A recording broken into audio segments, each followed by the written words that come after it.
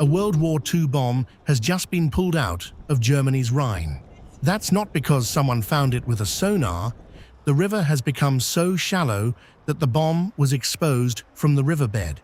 And this is only one bizarre symptom of a much bigger problem now unfolding across Germany. The country is being hit by drought, wildfire, and smoke at the same time. Especially with passengers on board, it's a big responsibility. And yes, coordinating with the other boats too. Just figuring out where to turn and making sure everything works out. Everything takes a little longer too. Since we don't have as much current anymore, turning takes a little longer as well. It just requires a bit more concentration. And the frightening part isn't the bomb. It's what the disappearing water is doing to Germany's economy. In Cologne, the Rhine has fallen to just 67 centimeters, tying the historic low at the city's gauge. Passenger vessels are already being taken out of service. But if the Rhine falls further, Germany's freight system could face an even bigger problem, because ships can no longer carry anything close to their normal loads. For inland waterway shipping, this means above all that less cargo can be carried. To give a very striking example, a ship that would normally carry 2,000 to 2,500 metric tons of cargo can now only transport 400, perhaps 600 metric tons, depending on the ship's design. Think about what that means. A vessel designed to move thousands of tons can suddenly be reduced to carrying only a fraction of its normal load.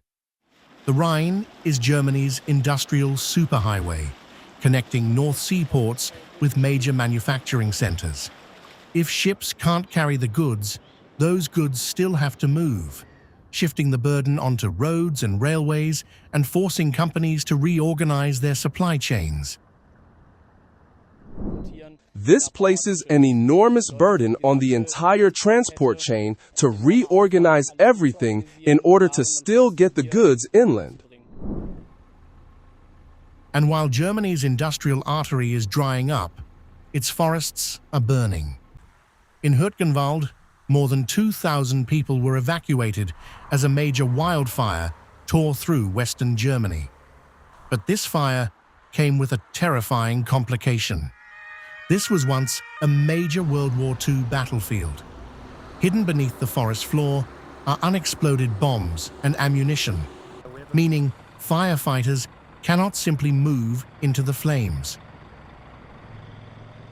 What's special about this forest here in particular is that from World War II there were many fights in this forest especially, and there are lots of old munitions, some smaller bombs and everything, which is possibly exploding when the heat is coming over it. So the fireworkers have to be quite careful and can't work as usual and going in there. But Hürtgenwald is not the only fire threatening Germany. Just across the border, Belgium's High Fens is facing its largest wildfire ever recorded. Around 3,000 hectares have burned, and the northeastern flank of the fire is now just 2.3 kilometers from Germany. The flames haven't crossed the border, but something else already has. Smoke from the fire is now affecting German communities, including Monschau, Röttgen, and Simmerath. Residents are being told to keep windows and doors closed and reduce outdoor activity. Firefighters are working through dangerous conditions, while rain is providing some relief. But the northeastern flank remains difficult to reach, meaning Germany is watching a foreign wildfire approach its border while dealing with its own fires at home. I think everybody's quite scared about the situation. One of the